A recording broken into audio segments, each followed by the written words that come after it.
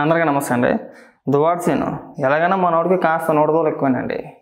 ఇవాళ మాట్లాడుతూ అసలు పవన్ కళ్యాణ్ అంటే ఎవరో ఇప్పటి వరకు నాకు ఎప్పుడూ కనిపించలేదు, ప్రశ్నిస్తానని చెప్పేసి అన్నాడు, ఏం పీకేడు, ఇలాగే మాట్లాడాడు. ఒకసారి దువ్వాడ సీను ఏం మాట్లాడుతుందో ఒకసారి వినిపిస్తా చూడండి.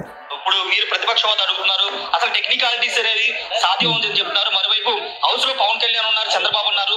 పవన్ కళ్యాణ్ కూడా దీని గురించి స్పందించలేదు. ఎవరు పవన్ కళ్యాణ్? ఎక్కడున్నాడు పవన్ కళ్యాణ్? అసలు మీకు కనబడుతున్నాడు పవన్ కళ్యాణ్? ఎన్నికలకు ముందు నేను చూశాను, ప్రశ్నిస్తానని బడబొబ్బలు అరిచాడు. Where is Pawan Kalyan? Where are you sleeping now mister Pawan Kalyan? ఎందుకు రావు? అతి మాటలంటే పవన్ కళ్యాణ్ గారు రోజు కనబడుతున్నారు.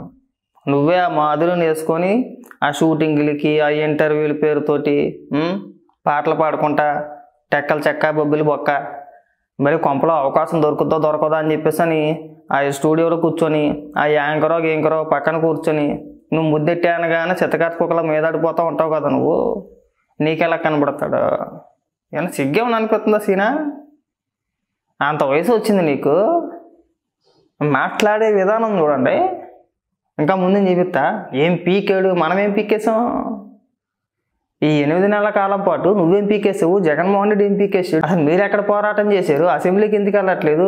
ఏదో నామకే వాస్తు వెళ్ళినా పేరుకి వెళ్ళి మళ్ళీ పరిగెట్టుకుని బయటకు వచ్చేసారు కదా. పోనీ అందరి సంగతి వద్దబ్బా. ఈ 8 నెలల కాలంలో ఒక ఎమ్మెల్సీగా నువ్వు పీకింది ఏంటో చెప్పు.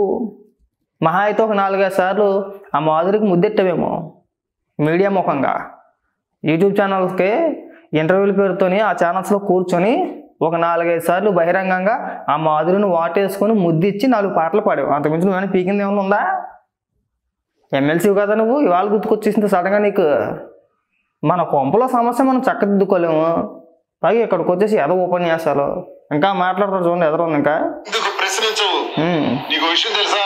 ప్రతిపక్షంలో ప్రతి ఓడు ప్రశ్నిస్తాడు, అధికార పక్షంలో వస్తే నోరు స్టిక్కర్ పడిపోద్ది. ఎందుకో తెలుసా? భయం, బెండు తెగిపోద్ది. అధికార పక్షమైనా ప్రతిపక్షమైనా ఓలానే ఉండాలి. మా అప్పుడు అలాగే ఉన్నాం, ఇప్పుడు ఇలాగే ఉన్నాం మాట్లాడుతున్నాం. నీకు దమ్ముంటూ నువ్వు అన్నావు 31,000 మంది మహిళలు మిస్ అయిపోయినారు, అదృశ్యం అయిపోయారు. దీనికి కారణం వాలంటీర్లు అన్నావు. ఇది ఒక్క వాలంటీర్ వల్ల వీళ్ళు మిస్ అయినారని ఒక్క వాలంటీర్ని చూపించవయ్యా? లేదు, 31,000 మంది అదృశ్యం అయ్యారు, కేంద్ర నిఘా బృందాలు చెప్పాయి అన్నావు కదా. ఎంతమంది మహిళల్ని వెనక్కి తెచ్చావయ్యా మిస్టర్ డిప్యూటీ సీఎం? ఏం చేస్తున్నావు, ఏం పీకుతున్నావు అని అడుగుతున్నాను. ఇక్కడికి వచ్చి పీకుడు మాటలు మాట్లాడకపోతే ఈ పీకుడు మాటలు ఏదో అసెంబ్లీలో జగన్మోహన్ రెడ్డి చేత మాట్లాడుకుంటొచ్చు కదా. బాగానే మాట్లాడు, నేను కాదని అట్లా. ఈ పీకుడు మాటలో బయటకు పరిగెత్తుకొచ్చేసి మళ్ళీ అసెంబ్లీలో ఉంటే భయం వేసి మళ్ళీ బయటకు వచ్చేసి ఈ పీకుడు మాటలను ఎక్కడెందుకు మాట్లాడుకోవడం? మాట్లాడేది ఏదో అసెంబ్లీలో అడగండి. పవన్ కళ్యాణ్ గారు అక్కడే ఉంటారు. సరే నువ్వు ఎమ్మెల్సీ కాబట్టి మండలిలో ఎడుతారు, పక్కన పెట్టేసి ఇవే మాటలు జగన్మోహన్ రెడ్డి చేత అసెంబ్లీలో జగన్మోహన్ రెడ్డి గారు ఇగో ఈ మాటలు మీరు పవన్ కళ్యాణ్ గారిని అడగండి, ఆయన అసెంబ్లీలో ఉన్నారు అని ఆయన చేత అడిగించవచ్చు కదా అసెంబ్లీలోని. ఎందుకు పిరుకోవాలా మళ్ళీ పారిపోయి బయటకు వచ్చాడు? దీనికి మీరు బయటకు వచ్చేసి ఈ పీకుడు మాటలు ఎందుకు మళ్ళీని?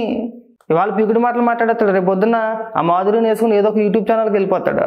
ఇంక రెడీ షూరు, అదొక మళ్ళీ సిరీస్. ఇంక అది ఇంటర్వ్యూ కాదు. ఇంకా పైగా మా దరిద్రంగా మళ్ళీ పక్కన యాంకర్ కూర్చొని ముద్దెట్టమంటే ముద్దెట్టాలా, కౌగిలించుకోమంటే కౌగిలించుకోవాలి. వీళ్ళు ముద్దెట్టుకుంటే ఆ యాంకర్ ఎగ్జైట్మెంట్ తోటి పెద్ద కేకలు వరుపులు, అయ్యి బాబోయ్ వా అంటది.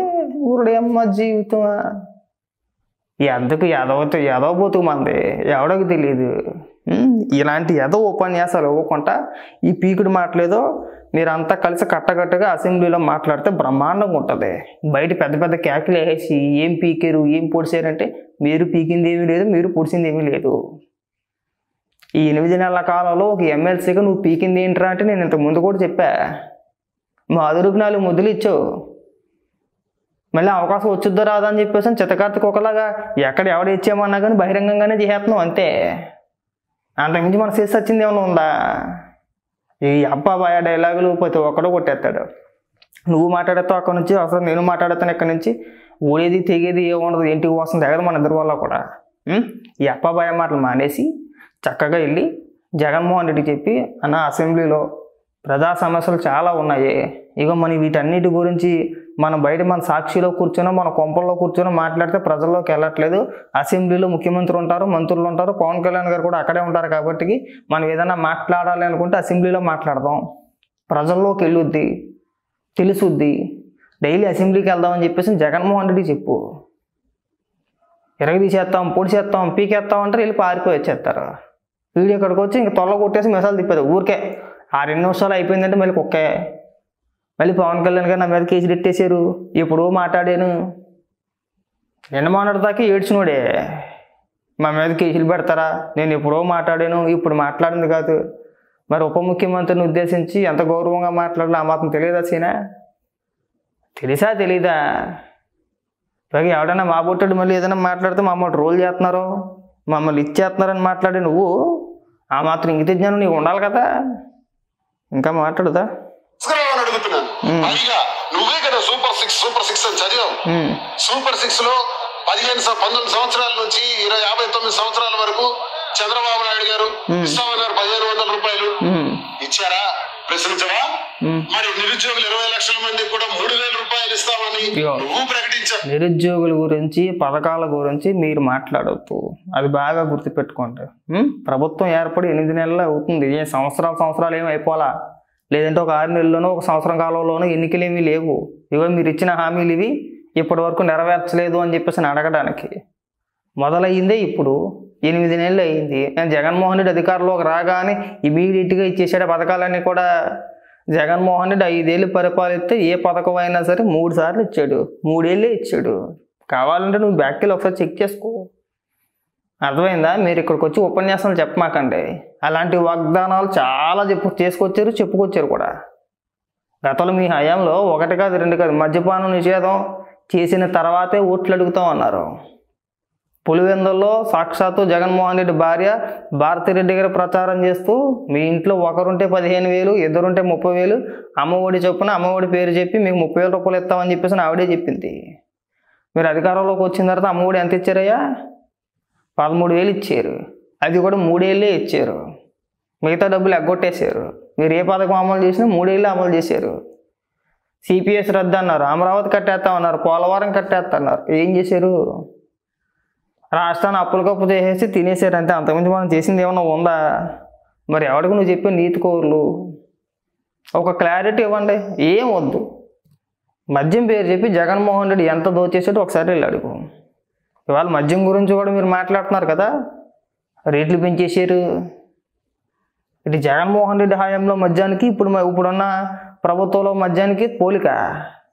ఇప్పుడు అన్ని బ్రాండ్లే, అన్నీ అందుబాటు ధరల్లోనే ఉన్నాయి. జగన్మోహన్ రెడ్డి హయాంలో అలా కాదు, సొంత కంపెనీలు. ఇవాళ ఉండే కంపెనీ రేపు పొద్దున ఉండదో తెలియదు. ఎవడెళ్ళి కొనుక్కున్నా సరే మందు పేరు చెప్పో లేదంటే బ్రాండ్ పేరు చెప్పో కొనుక్కునేవాడు కాదు. 200 ఇవ్వండి 300 ఇవ్వండి అని చెప్పి కొనుక్కునేవాడు. అవునా? కాబట్టి ఏంటంటే మనం మాధురితో తిరిగామా చక్కగానో, ఏదో మాధురి ఏదో నాకు యూట్యూబ్ ఛానల్ పెట్టుకుంది, ఆ వంటల ప్రోగ్రామ్ ఏదో చేసేది నా రాజా అని చెప్పేసి చూసి మురిసిపోయామా? ఏదో ఒక యూట్యూబ్ ఛానల్కి ఇంటర్వ్యూకి ఇచ్చామా? అక్కడ వాటేసుకున్నావా, అక్కడ ముద్దెట్టేసుకున్నావా? అంతవరకే నీ బతుకు. నీ కొంపలో నీకు వద్దు, అక్కడ దాకా తెచ్చుకో మాకు. నీకు ఇంట్లో వాళ్ళే నీకు విలువ ఎవరు? నువ్వు బయటకు వచ్చి ప్రజల తరపున పోరాటాలు చేసేస్తాము, మేము 10 మందికి పాఠాలు చెప్పేస్తాము, 10 మందికి ఉపన్యాసాలు ఇచ్చేస్తాము, ఇలాంటి డైలాగులు చాలా చిరాగ్గా, చాలా రోతగా, చాలా చండాలంగా ఉంటాయి సీనా. బాగా గుర్తుపెట్టుకో.